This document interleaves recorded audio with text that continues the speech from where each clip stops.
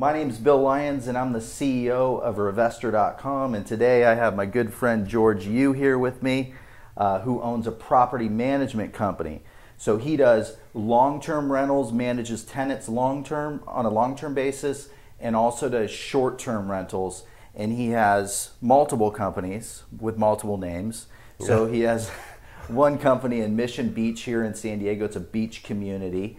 And he has another company in a vacation rental area, Big Bear. So people go up there to the lake, they go up there skiing.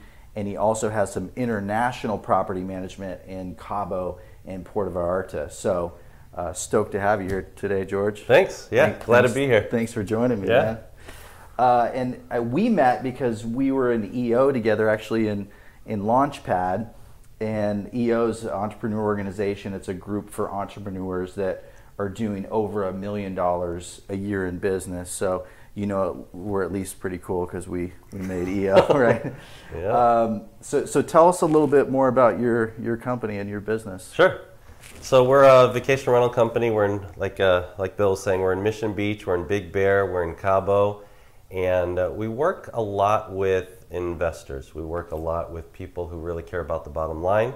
And so we do some just unique things in being able to make sure we can get that income that they're expecting on their properties. So what's your mix compared to long-term tenants that you're managing and short-term vacation rentals? Sure. Well, the long-term is mainly here in San Diego. So in San Diego, we have about 40 or 50 properties that we handle on the long-term side, and then about 80 properties on the short-term side here in San Diego. So on a long-term basis, you're looking at what's typical to pay? Commission-wise? Is that what you're talking about? Yeah, so what do you charge an investor so Sure. it can truly be turnkey for them, where they're like, I'm going to buy this property and I'm going to have George's company fully manage it, and I'm just going to get the mailbox money? Yeah. So anywhere from 5 to 10%. It just depends on how many units on the long-term side. So you'll give somebody a discount of 5% if maybe they have like 10, 20 units with you, yeah, definitely, or something like that. Oh yeah, definitely. But typical is about 8%. Typical, yes, is about 8%. Okay. So on Revestor, on our long-term rental calculations, we assume a default rate of 8%, and then obviously they can go in there and change that. Okay. Yeah. But you know, I think that's pretty typical for long-term. That's market. And so what's the advantages of somebody choosing a property management company besides, you know, having to clean leaky toilets and all that good stuff? What's really the advantage to pass it off to someone like you with your company? On the long-term side? Long-term. Long-term side, okay. So, I mean, basically just the no hassle. I mean, to be able to just pass it off completely, and our staff is able to take care of everything. And also looking at the market rents constantly. An investor who's maybe not in the area isn't going to be as familiar with the rents that we're able to get for the properties. So you're able to maximize their income and their profits by watching things. Yeah. So why don't we move over to short term, because that's the most exciting thing that most people are investing in right now, is short-term rentals on Airbnb, VRBO. You know, let's talk about that. On the short-term side, we charge, well, it's actually different depending on the market, but in Mission Beach, we charge 20%, and then up in Big Bear, we charge 30%. Wow. Yeah. Crazy. So like Adam, we had him on as a guest, Adam Daly, who's also an EO guy, and he has 3 properties in Little Italy, and he manages himself, all of them himself, and he, you know, has gift baskets and stuff like that he does. You know, what do you do to really make it turnkey to get really good reviews for the client? Yeah, so that's a huge thing, is the guest experience. So there's 3 phases. I mean, there's the booking stage, there's when they actually arrive and they're here, and then there's the post. And so one thing we've done is just really automate everything for the guest and all the touches and everything that they need to make their stay a pleasant stay. Mm-hmm. And then the other part is we've started a amenity program, and that's something where as a company because we have more volume and we're able to negotiate more with our vendors and what we're able to offer. So what we've created, and we're still creating it and adding different vendors and companies, restaurants, and different experiences for the guests. So one thing we'll do is we'll say that they can use one free amenity per guest per stay. And so that will be from surfboard rentals to bike rentals to a free burger to just different things to set us apart, and again, just really focus on the guest experience. Adding value, basically. Exactly, yeah. That's awesome. It's so key, it's so important.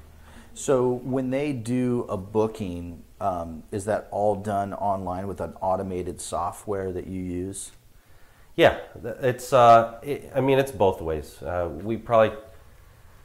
book online through our software or through different channel partners, and then they'll come into our system, and then we'll verify everything, whether it's by email or talking to them on the phone. But percentage-wise, it's actually about 50% that are booking online and 50% that are still calling in. Calling in? Yeah. Okay.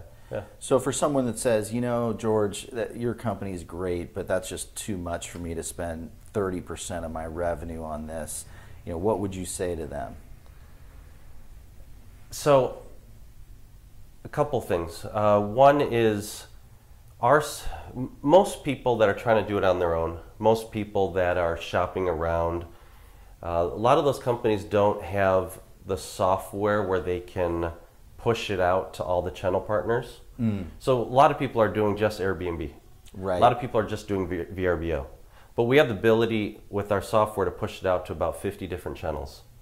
And everyone knows that if you're able to get it out there to everyone and be on every platform, you have a much higher ability to be able to get your place rented. Right. I mean, there's like 30 plus sites out there. I mean, plus all the long-term sites like Zillow, Redfin, all those sites. The other thing is, again, what we talked about is guest experience.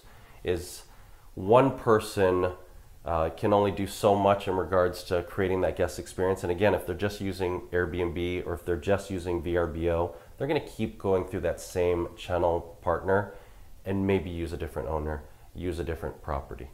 Right. So we've done a few case studies, and I mean, when I bought my place in Big Bear, I went to about 4 different, we didn't own our company up there yet. Right. I went to about 4 different agencies, and I just said, hey, what do you think you can do with this house? And they said, okay, your house, 4 agencies, between about 50 and 70,000. That's what they all came back to me.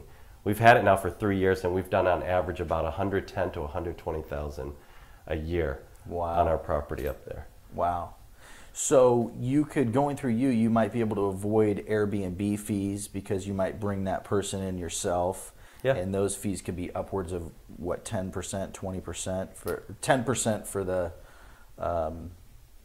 guest, or not for the guest, for the host. For the owner, for the host. Right. Anywhere from, they range. There's so many different channel partners out there right now, but in between 3 and 15% actually. For the host. For the host. And then another 3 to 15% for the user in some cases. For some, yeah. So you're saving the user money and you're saving the host money by going through you, and they're probably going to get more occupancy going with you, so that 30% is going to pay for itself easily. Definitely, yeah. With that same property, an owner may be doing 80,000, and we may be able to get them about 100 or 110. So it sounds like if you're going to do it on your own, you need a whole business around it, or that's your only business that you're doing is managing these properties, right? Yeah. So if someone is going to do it on their own, do you have any software recommendations or any do-it-yourself recommendations? There's a couple. I mean, we could probably put it in here a little later, but I forget what their names are. Okay. But there's a couple softwares where you could do it on your own. So more on short-term rentals, what's something that somebody can take away, 3 to 5 tips on the short-term rental basis of how to be successful as an investor? Sure, definitely. I mean, as an investor, to be successful in this, I mean, the biggest thing is research. The biggest thing is talking to people. I mean, if you don't know the market, you got to talk to experts. You got to talk to people who've been in the field. So that's huge. I mean, people will take a property, plug things into a spreadsheet and think they can get certain numbers, but you really, really got to talk to a professional. Absolutely. So, knowing your vacancy rate, yeah. your occupancy rate, knowing your daily rent, and knowing all the expenses that are associated with it. Definitely. Yeah. What the property manager is going to do for marketing and all that good stuff. Yeah, definitely. Yeah. Any other tips? Besides do your research, know your numbers, know the real numbers. Yeah, I mean, if you're really trying to find, the best ROI, finding an investment where there's some type of potential to add another bedroom, have some wow factor, you really need that. You could have the same 3-bedroom ocean view property, that gets $60,000, but because it has a rooftop deck, because you're able to put, a jacuzzi on or do something different, that same property could then get maybe $90,000. So figuring out a way where you can add value to the property, do some type of wow factor to get, again, guests wanting to stay at your place. Yeah, absolutely. Yeah. I mean, do you do bunk beds where it sleeps more? Do you find that if it sleeps more, you get more money, or?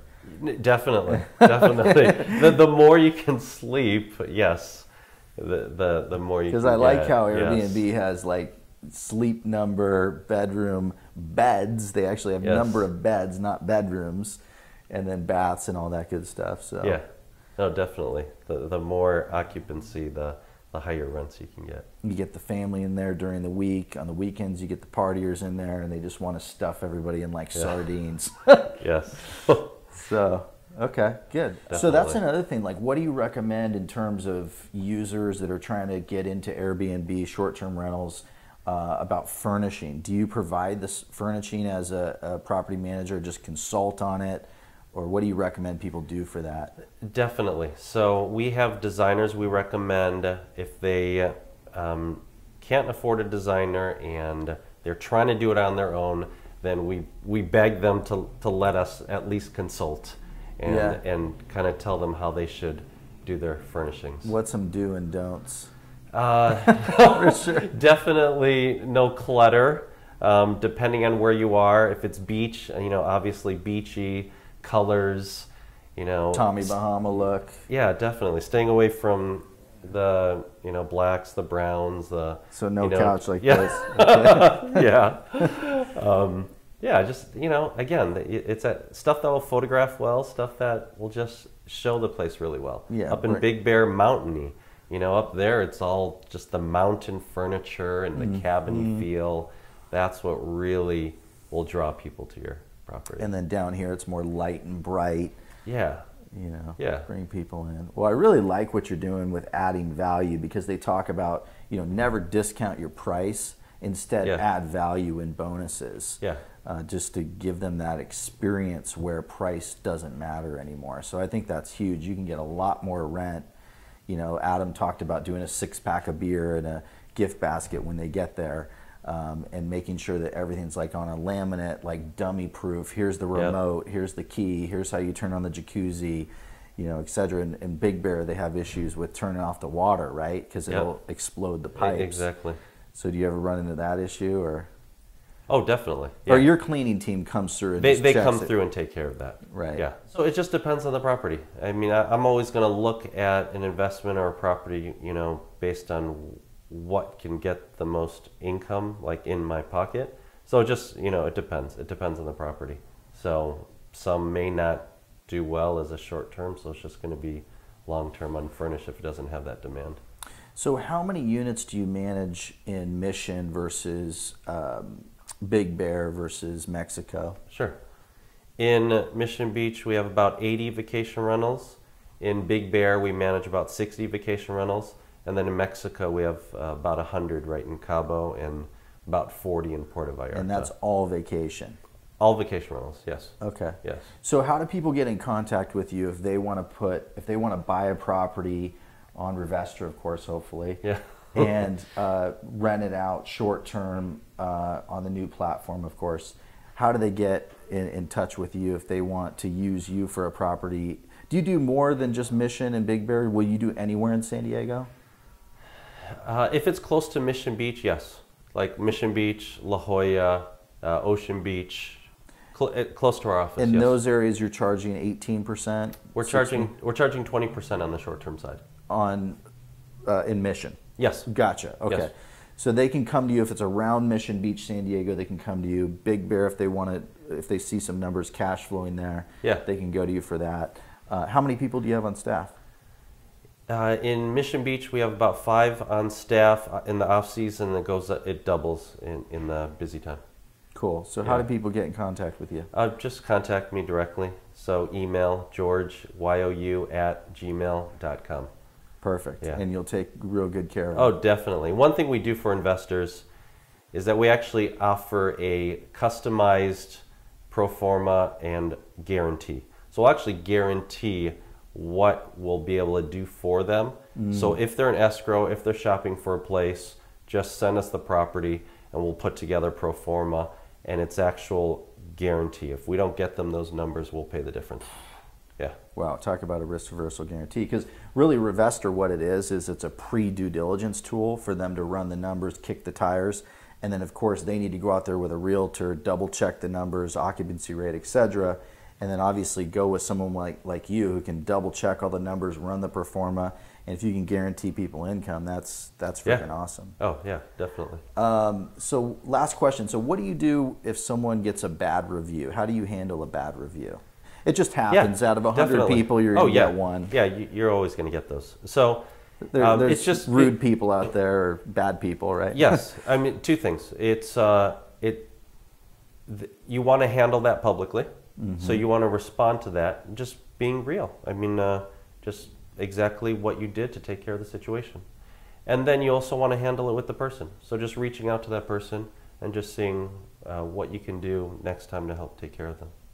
Yeah, I mean, I think we have a philosophy here with my companies is, if correcting the problem is here, we try to go here and overcorrect the problem. And I think that will help if you have that philosophy in your companies and your reviews and your properties. I think you're always going to get good reviews, or at least correct the ones where, okay, I'm going to go back. I know I gave you a 3, but I'll give you a 5. Yeah. You overcorrected the problem, you fixed it, you made me happy. Yeah. It's just about taking care of people, knowing that you care, right? Yeah. So, oh, definitely. Well, cool. Any other last minute tips for investors looking to get into Airbnb nationwide, locally? No, I mean, again, it's the research. I mean, every time I go into a new area, I'm talking to the realtors, I'm talking to the vacation rental managers, I'm checking on all the listing sites, and it's just doing your research, just talking to professionals, talking to people. Knowing your business. Definitely. Awesome. Yeah. Well, George, thanks for joining us today. Thanks. Appreciate Thanks for it, having man. me. Over and out. Yeah. Stay tuned, guys, for the new platform, Revestor.com. You can search by long-term, short-term, and flip now. It's coming out in a couple weeks, so we're excited. Hopefully some people will come to you from that. And over and out. Talk to you guys soon.